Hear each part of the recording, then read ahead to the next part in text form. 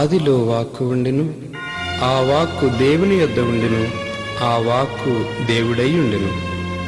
ఆ వాక్కు శరీరధారి అయి మన మధ్య నివసించెను.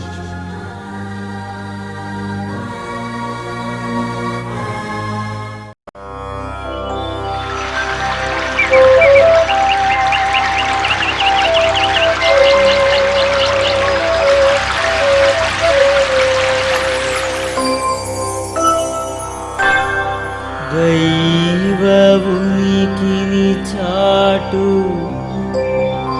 నిబంధన మందసమా, దైవ వరములనిచ్చు దీవెన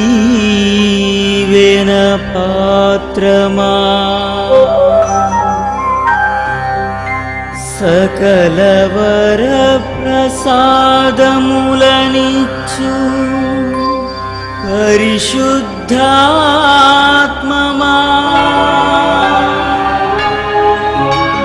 నీకే స్తుతి, నీకే మహిమా, నీకే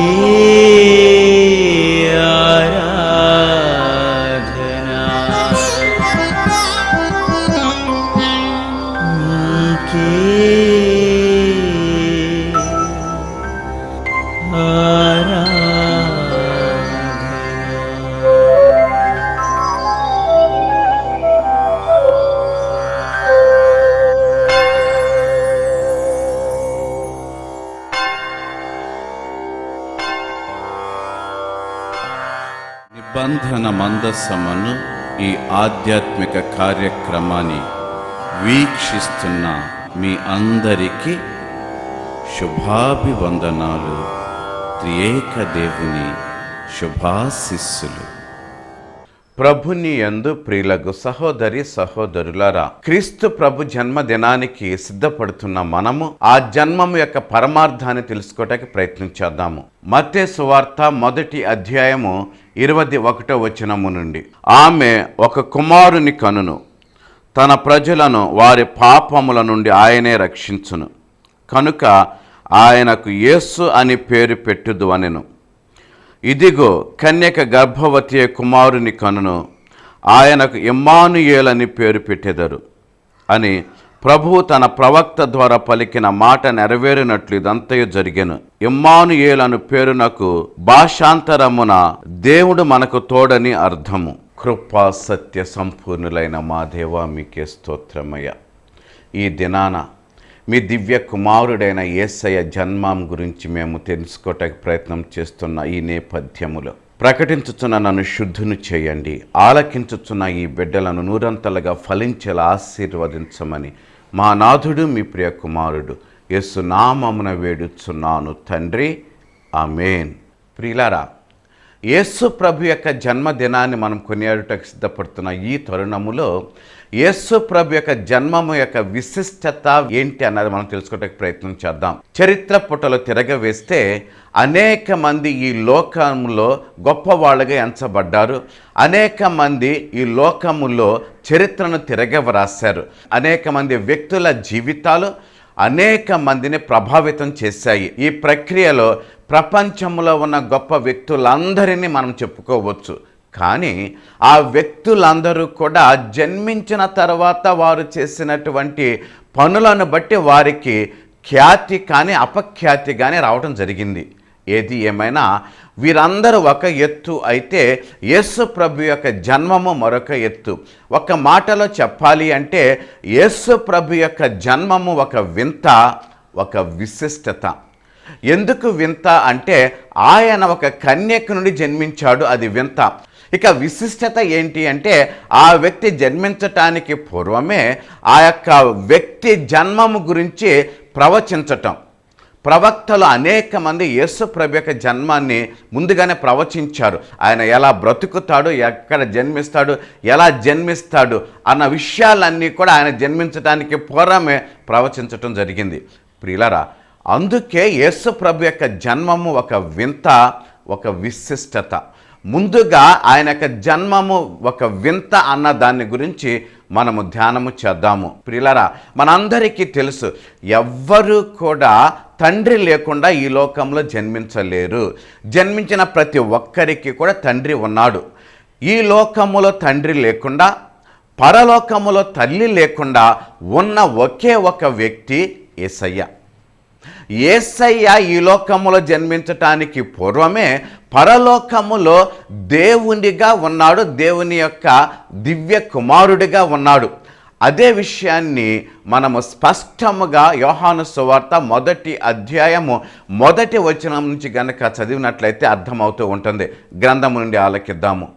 ఆదియందు వాక్యముండెను, వాక్యము దేవుని యొద్ద ఉండెను, వాక్యము దేవుడై ఉండెను. ఆయన ఆదియందు దేవుని యొద్ద ఉండెను. సమస్తమును ఆయన మూలముగా కలిగెను. కలిగి ఉన్నదేదియు ఆయన లేకుండా కలుగలేదు. ఆయనలో జీవముండెను. ఆ జీవము మనుష్యులకు వెలుగై ఉండెను. ఆ వెలుగు చీకటిలో ప్రకాశించుచున్నది, కానీ చీకటి దానిని గ్రహింపకుండెను. ప్రియులారా, యేసు ప్రభు యొక్క స్థితిని స్పష్టంగా ఎరుక చేసినటువంటిది ఈ వాక్కు. ఆదిలో వాక్కు ఉండెను, ఆ వాక్కు దేవుని యొద్ద ఉండెను, ఆ వాక్కే దేవుడై ఉండెను. ఆయన మూలమున సర్వము కూడా సృష్టించబడెను.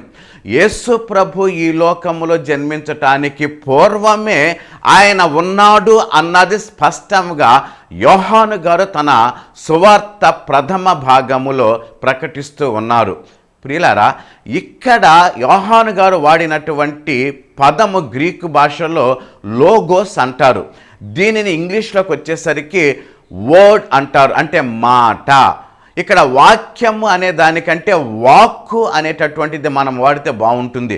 బహుశా ఈ లోగోస్ అనే పదానికి సృష్టికి మూలము అన్న భావనను వ్యక్తం చేసేటటువంటి మాటగా మనం దాన్ని తర్జుమా చేసుకోవచ్చు. ఈ మాట అనేటటువంటిది సృష్టి అంతటికి కూడా కారణభూతమైనటువంటిది అన్నది అక్కడ స్పష్టంగా అర్థమవుతూ ఉంటుంది. అందుకే ఆది యందు వాక్కు ఉండెను, ఆ వాక్కు దేవుని యొద్ద ఉండెను, ఆ వాక్యే దేవుడై ఉండెను అన్నటువంటి మాటని ఇక్కడ ఉపయోగించడం జరిగింది. ఇదే విషయాన్ని కనుక ఆది కాండము 1వ అధ్యాయపు 1వ వచనాల్లో కనుక మనము చూచినట్లయితే అక్కడ కూడా మనకు అర్థమవుతూ ఉంది. ఏంటి అంటే, లోకమంతా శూన్యముగా ఉన్నప్పుడు, గాఢాంధకారమైనప్పుడు, అగాధ జలముల మీద ఆత్మ పారాడుతూ ఉన్నప్పుడు, అలా ఆత్మ పారాడుతూ ఉన్న సమయాన వెలుగు కలుగునుగాక అన్న మాట దేవుడు ఉచ్చరించటం జరిగింది. ఇక్కడ వెలుగు కలుగునుగాక అన్నటువంటిది ఏది జరగాలో అది జరగాలి అన్నట్లుగా పలికిన మాట వెలుగు కలుగునుగాక. వెంటనే వెలుగు కలిగింది. అంటే ఆ మాటకు, సృష్టికి మూలమైనదిగా, సృష్టికి నాంది పలికినదిగా, ఆ మాట శక్తివంతమైనదిగా అక్కడ మనకు స్పష్టంగా విదితమవుతూ ఉంది. ఆ శక్తివంతమైన మాటయే దేవునితో పాటు అద్వితీయ కుమారుడిగా ఎంచబడినది. ఇదే విషయాన్ని యోహాను సువార్త 1వ అధ్యాయము 14వ వచనములో యోహాను గారు స్పష్టంగా ఎరుక చేస్తూ ఉన్నారు. ఆ వాక్యము శరీరధారి అయి కృపా సత్య సంపూర్ణుడిగా మన మధ్య నివసించెను. తండ్రి వలన కలిగిన అద్వితీయ కుమారుని మహిమ వలె మనము ఆయన మహిమను కనుగొంటిమి. ప్రియులారా, ఎంత స్పష్టంగా ఎరుక చేయబడుతూ ఉంది అంటే, ఏ వాక్యమైతే సృష్టికి మూలమయ్యిందో, ఏ మాట అయితే సృష్టికి నాంది పలికిందో, ఆ మాట తండ్రి యొక్క అద్వితీయ కుమారుడుగా ఈ లోకములో కన్య మరియ గర్భాన శరీరధారిగా ఉద్భవించింది. కృపా సత్య సంపూర్ణుడుగా ఈ లోకములో ఉద్భవించింది. ప్రియులారా, ఇక్కడ నేను పలికినటువంటి మాట కన్య మరియ గర్భాన. ఎందుకని దేవదేవుడు ఒక కన్యను ఎన్నుకోవటం జరిగింది? ఇది ఒక వింత అని మనం చెప్పుకున్నాము. ఇది ఒక అసాధారణమైన విషయము. మనందరికీ తెలిసిన సాధారణమైన విషయం ఏంటి అంటే, ప్రతి బిడ్డ జన్మించటానికి తల్లి తండ్రి అనేవాళ్ళు ఖచ్చితంగా ఉండవలసినదే. సంసార జీవితము ద్వారా వారికి బిడ్డలు జన్మిస్తూ ఉంటారు. కానీ యేసు ప్రభు యొక్క జన్మము ఒక వింత. మనకి క్రైస్తవులకు ఆది నుండి ఆలకిస్తున్నాము కాబట్టి ఇది పెద్ద సమస్య కాదు నమ్మటం. కానీ ఒక క్రైస్తవేతరుని దగ్గరికి వెళ్ళేసి మనము గనక చెబితే వాళ్ళు నవ్వుతారండి. ఎలా సాధ్యమవుతుంది? ఈ లోకములో ఎప్పుడు ఎక్కడ ఎన్నడూ జరగని విషయము ఎలా సాధ్యము అంటూ వాళ్ళు ప్రశ్నించే అవకాశం ఉంది. అందుకే దానిని ఒక వింతగా మనము చెబుతూ ఉన్నాము. ఎందుకు ఈ వింత జరిగింది? ఎందుకు ఈ అసాధారణమైనటువంటి జన్మని దేవుడు తన అద్వితీయ కుమారునికి వసగాడు అని గనక మనము ధ్యానము చేస్తే దానికి సమాధానముగా మత్తయి సువార్త 1వ అధ్యాయము 21వ వచనం నుంచి మనం ఆలకించాము. మరియకు ప్రధానము చేయబడినటువంటి యోసేపు ఒకానొక దినాన కలత నిద్రలో ఉన్నాడు. ఎందుకు కలత నిద్రలో ఉన్నాడు అంటే అప్పటికే మరియ గర్భవతి అని తెలుసుకున్నాడు. దానికి ముందు జరిగిన విషయం అంతా కూడా యోసేపుకు తెలియదు. గబ్రియేలు దూత రావటము, మరి యొక్క శుభ సమాచారము తెలియటము, ఆ శుభ సమాచారానికి మరి తన పరిపూర్ణ సమ్మతిని తెలియచేయటము, ఆ తర్వాత ఆమె తన బంధువైనటువంటి ఎలిజబెతమ్మ దగ్గరికి వెళ్ళటం, అక్కడ ఆమె 3 నెలలు జీవించటము, ఆ తరువాత వచ్చినప్పుడు ఆమె శరీరంలో వచ్చినటువంటి మార్పులను గమనించినటువంటి యోసేపు తనలో తాను వికల మనస్కుడై తనకు ప్రధానము చేయబడినటువంటి ఆ మరియను చూచి వ్యధ చెందుతూ ఆమెను విడిచిపెట్టేయాలని ఆలోచనలో ఉండగా దేవుని యొక్క దూత అతనికి కలలో కనిపించి పలికినటువంటి ఆ మాట యేసు ప్రభు యొక్క జన్మ పరమార్థాన్ని లోకానికి ఎరుక చేస్తూ ఉంది అండి. యేసు ప్రభు యొక్క జన్మ పరమార్థము ఏంటి అంటే తన ప్రజలను వారి పాపముల నుండి రక్షించటం. ప్రియులారా, ఇక్కడ పాపము అనేటటువంటి ఒక ప్రస్తావన తీసుకురాబడింది. ఇక్కడ మెస్సయ్యగా యేసు ప్రభు లోకంలో ఉద్భవించినటువంటి ఆ పండుగ కొనియాడుకుంటున్న ఈ సమయమున పాపముల నుండి విడుదల చేయటానికి యేసు ప్రభు ఈ లోకంలో జన్మించాడు అంటూ చాలా స్పష్టంగా ఎరుక చేయబడుతూ ఉంది. ప్రియులారా, ఈ లోకమంతా పాపము చేత నింపబడింది కాబట్టి ఈ లోకమును పాపము నుండి బయటకు తీసుకురావటానికి పాపరహితుడైనటువంటి వ్యక్తి ఈ లోకములో జన్మించాలి. ప్రియులారా, పాపరహితమైన వ్యక్తి లోకంలో జన్మించాలి అంటే అతనికి జన్మనివ్వటానికి పాపరహితమైన గర్భము ఉండాలి. మరి పాపరహితమైన గర్భం అన్నది ఈ లోకంలో లేదు. ఎందుకంటే కీర్తనకారుడు చాలా స్పష్టంగా తన కీర్తనలు ఎరుక చేస్తున్నాడు. 51వ కీర్తన 5వ వచనం ఆలకిద్దాము. నేను పాపములో పుట్టిన వాడను, పాపములోనే నా తల్లి నన్ను గర్భమున ధరించెను. ప్రియులారా, కీర్తనాకారుడు ఎంత స్పష్టంగా ఎరుక చేస్తూ ఉన్నాడు అంటే ప్రతి వ్యక్తి కూడా గర్భములో రూపుదిద్దుకునే సమయములోనే పాపముతో కలిసి ఉంటున్నాడు, పాపుడుగా జన్మిస్తున్నాడు. పాపరహితుడిగా జన్మించే అవకాశము లేదు. పాపరహితుడుగా ఈ లోకంలో జన్మించబోయేటటువంటి తన అద్వితీయ కుమారునికి కావలసిన గర్భము పాపరహితమైన గర్భముగా ఉండేలా ప్రభు జాగ్రత్త తీసుకున్నాడని చెప్పటంలో ఎటువంటి సందేహము లేదు. ప్రియులారా, పాత నిబంధన గ్రంథమందు తాను ఇచ్చినటువంటి రాతి పలకలను ఉంచటానికి ప్రభు ఎన్ని జాగ్రత్తలు తీసుకోమని చెప్పాడో మోయిజు ప్రవక్తకు, మోయిజు ప్రవక్త అన్ని జాగ్రత్తలు తీసుకొని ఒక మందసాన్ని ఏర్పాటు చేశాడు. ఆ మందసాన్ని మనము నిబంధన మందసం అంటూ పిలుస్తూ ఉన్నాము. ఆ నిబంధన మందసాన్ని మొయ్యటానికి లేవీలను మాత్రమే ఆ నిబంధన మందసమును మోసేవారిగా ఆనాడు ఆ ప్రభు మోయిజు ప్రవక్త ద్వారా ఆజ్ఞాపించాడు. ఆ మందసము పైకి దేవదేవుడు వచ్చిన సమయమున ఆ మందసము సాన్నిధ్యానికి మోయిజు ప్రవక్త కూడా వెళ్ళటానికి సాహసించలేకపోయాడు. ప్రియులారా, ఇది అంతా మనకు అర్థం కావాలి అంటే పాత నిబంధన గ్రంథమందలి నిర్గమకాండమును మనం చదవవలసినది.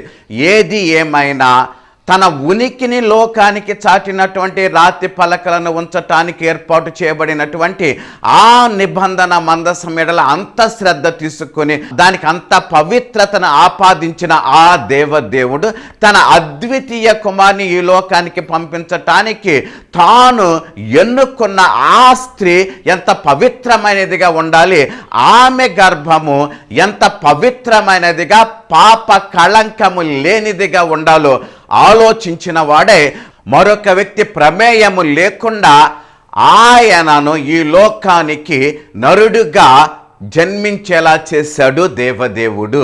ప్రియులారా, ఒక్కసారి గనక మనము లూకా సువార్త 1వ అధ్యాయపు 26వ వచనం నుంచి గనక గమనించినట్లయితే మనకు అర్థమయ్యేది ఏంటి అంటే, దేవదేవుని యొక్క ఆనతి మేరకు గబ్రియేలు అనే దూత నజరేతులో నివాసం ఉంటున్నటువంటి మరియ యొద్దకు పంపించబడి ఆ మరియకు చెప్పిన శుభ సమాచారం అంతా మనకు అర్థమవుతూ ఉంటుంది.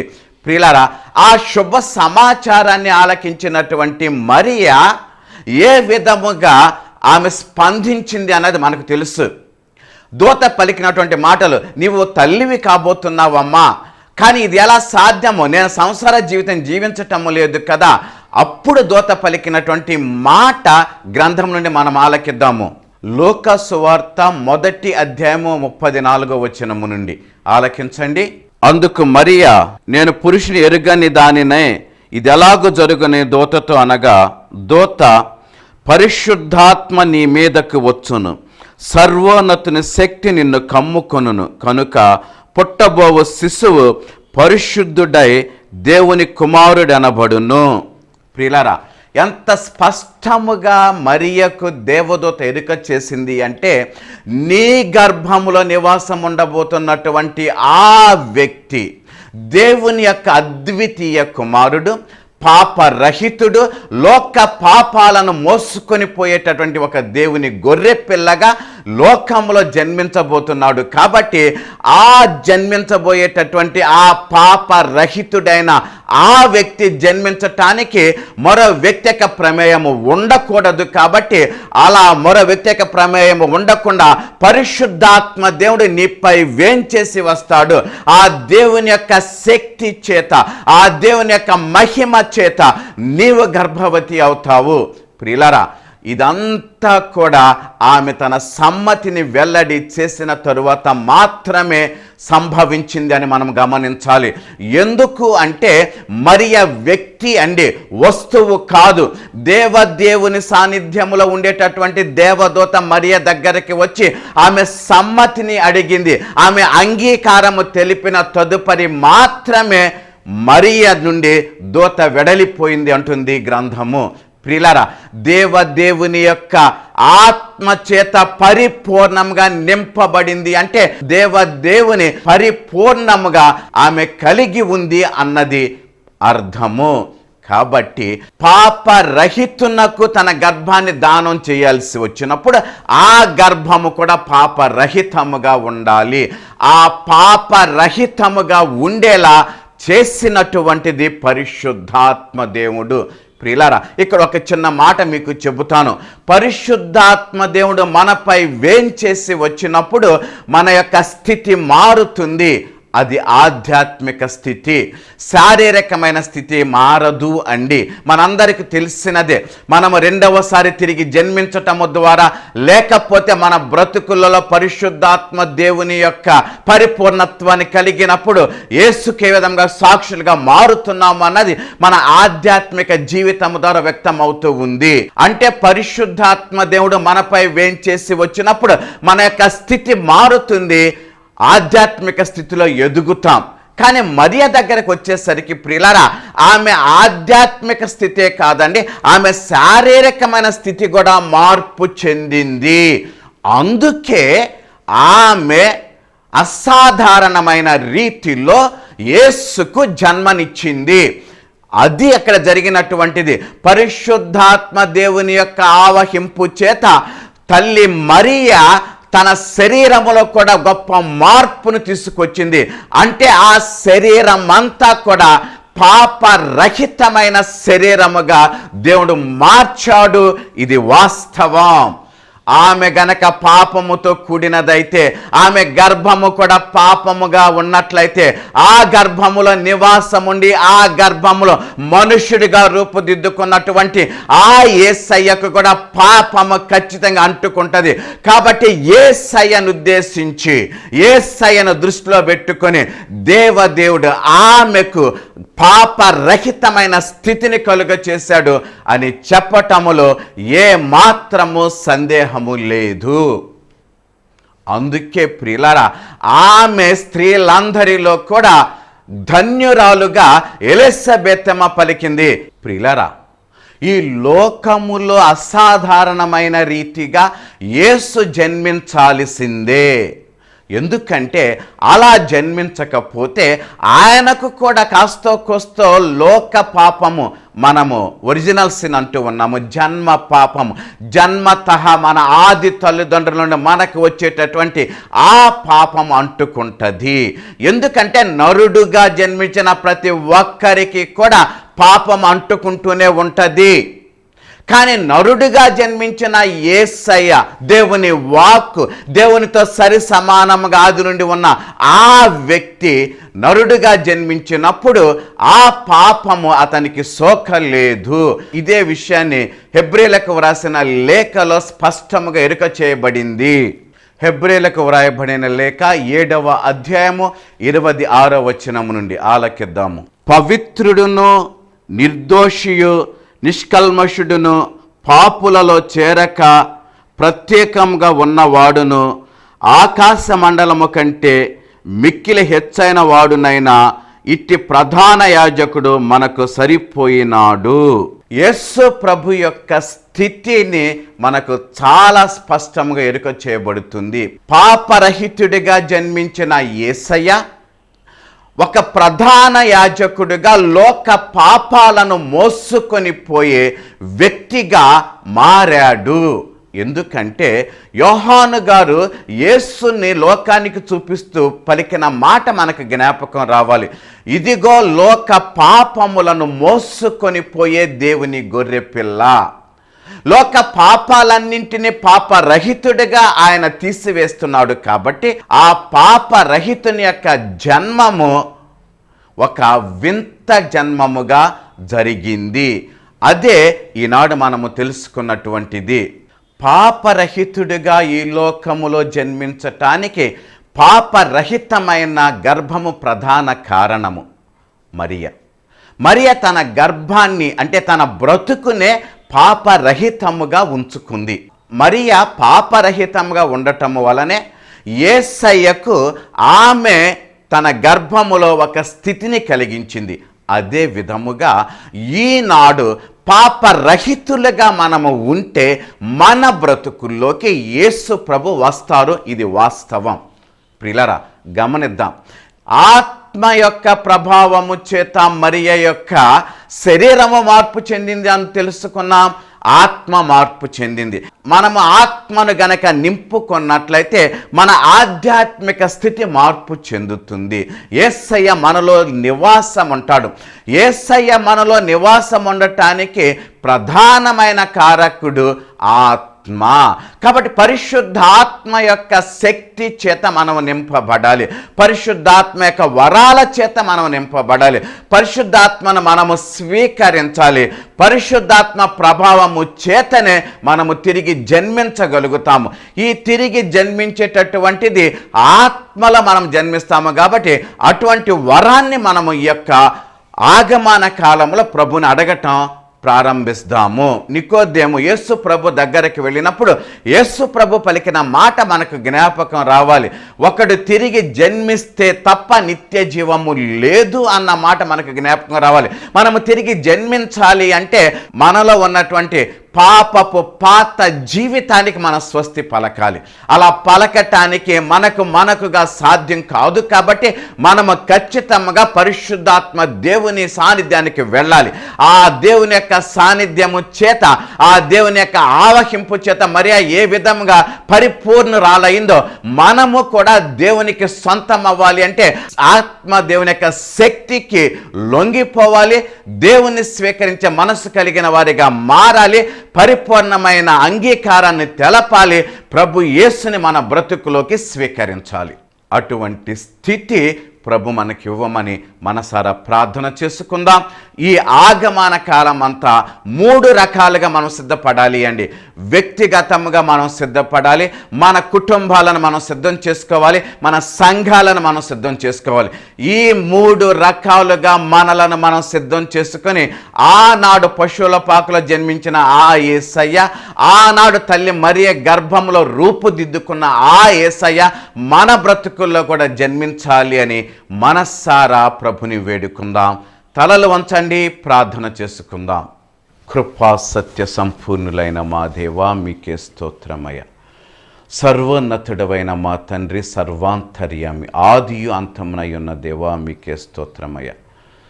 మీ దివ్య కుమారుడైన యేసయ్య జన్మాన్ని ఈనాడు మేము ధ్యానము చేశాము. ఆయన జన్మము ఒక విశిష్టమైన వింతైనదిగా తెలుసుకున్నాము. ప్రభువా, ఈ రోజున ఆయన జన్మములో ఉన్నటువంటి పరమార్థాన్ని మేము గ్రహించాము. మా హృదయాలను తాకండి. పాపరహితమైన స్థితిలో మమ్ములను మేము మీ దివ్య సాన్నిధ్యంలో సమర్పితం చేసుకునేలా తల్లి మరియ తన పరిపూర్ణ అంగీకారాన్ని తెలియచేసినట్లు మేము కూడా పరిపూర్ణ అంగీకారాన్ని తెలియచేసి ప్రభు యేసుకు మా బ్రతుకుల్లో, మా కుటుంబాలలో, మా సంఘాలలో స్థానాన్ని ఇచ్చేలా చేయమని, రాబోతున్న దినాలు మాకు శుభకరమైన దినములుగా మలచమని, మార్చమని మా నాథుడు మీ ప్రియ కుమారుడు యేసయ్య నామమున వేడుచున్నాను తండ్రి, ఆమేన్. సర్వశక్తుడు దయామయుడు పిత, పుత్ర, పవిత్రాత్మ సర్వదా మిమ్ము దీవించి పరిశుద్ధాత్మకు నిలయాలుగా మార్చుదురుగాక. Amen. Thank you. God bless you.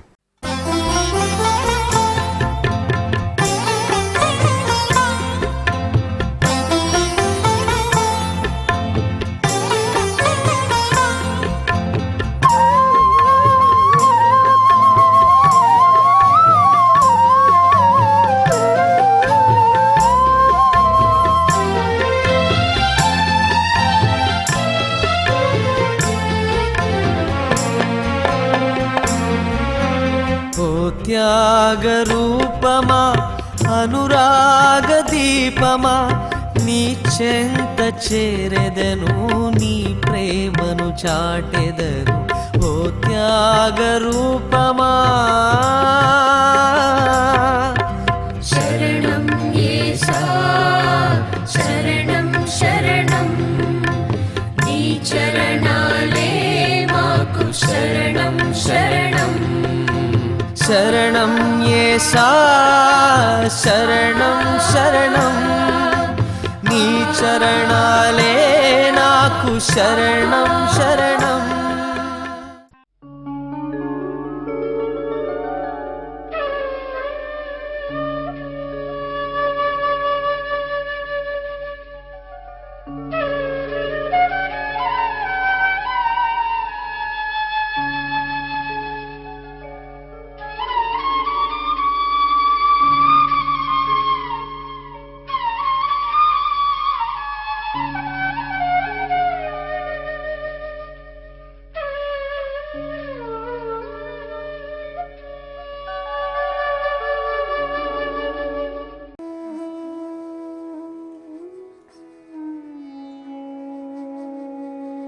ప్రభు క్రీస్తుచే మిక్కిలిగా ప్రేమించబడుచున్న ప్రియులారా, ప్రతి నెల 2వ శనివారం పెదపాడునందు జరుగుచున్న సంపూర్ణ దిన ప్రార్థనకు మిమ్ములను ప్రేమపూర్వకముగా ఆహ్వానించుచున్నాము.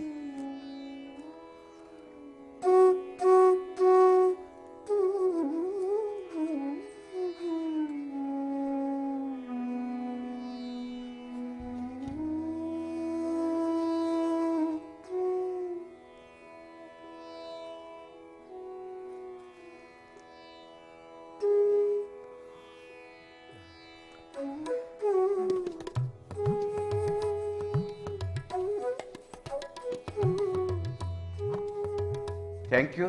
God bless you.